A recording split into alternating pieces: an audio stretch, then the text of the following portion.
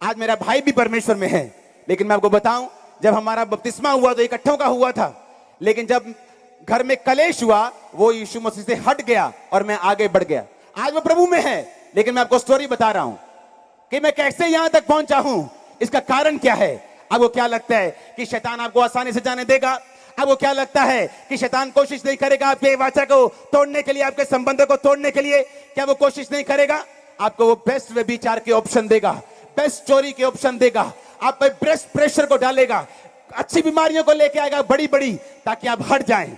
लेकिन आपको बात याद रखनी है, जो परमेश्वर के साथ चलेंगे वो जय के उत्सव में चलेंगे, वो विक्ट्री में चलेंगे।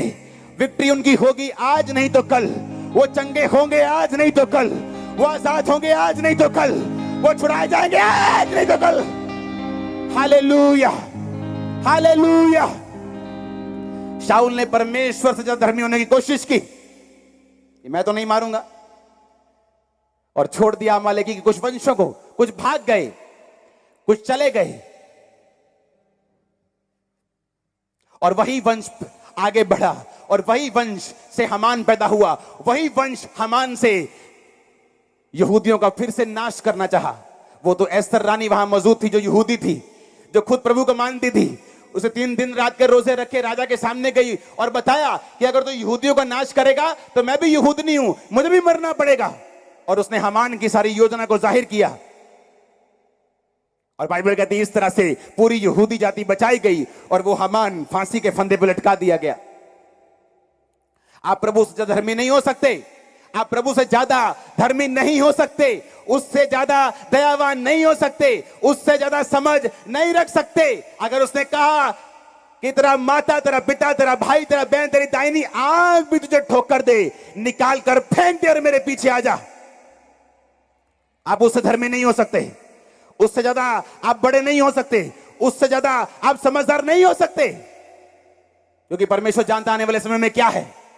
उसे मालूम है कि अगर बेटा तू अमालेकियों को नाश नहीं करेगा, आने वाले समय में पूरे यहूदियों का नाश ये वंश कर देगा। परमेश्वर ने तुम्हें बचाने के लिए ऐसा किया, करोड़ों खरबों लोगों को बचाने के लिए परमेश्वर ने ऐसा कहा। हम प्रभु से आगे नहीं जा सकते, इसलिए लोगों को समझ नहीं आती क्यों ये इतनी लाइन मुश्किल है, ये नहीं खाना, वो नहीं खाना, वहां नहीं जाना, यहां नहीं जाना, ये नहीं करना, वो नहीं करना, क्योंकि परमेश्वर नहीं चाहता।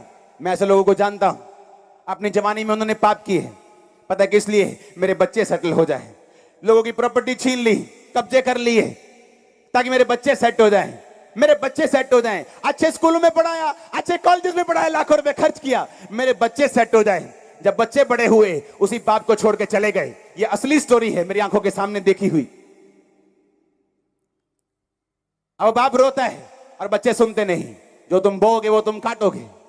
तुमने गलत रास्ता अपनाया और गलत बीज बोया, अब गलत फसल आई, अब तुम रो रहे हो। अब रोने का कोई फायदा नहीं। किसान फसल के लिए प्रार्थना नहीं करता, वो जाता है और बीज बोता है और पानी देता है और उसकी रक्षा करता है और फिर वो फसल काटता है। आपने कौन से बीज बोए हैं, आप वही फसल को काटते हैं। मेरी प्रार्थना है आज इस वचन को सुनने के बाद आप परमेश्वर से संबंध को कायम करेंगे, आप सही बीजों को बोएंगे, आप परमेश्वर से आगे बढ़ेंगे। हर वो ताकत जो प्रभु से आपको दूर खींचती है, आज इस पंडाल में नाश होगी होली गोस्ट फायर से, यीशु मसीह के नाम में।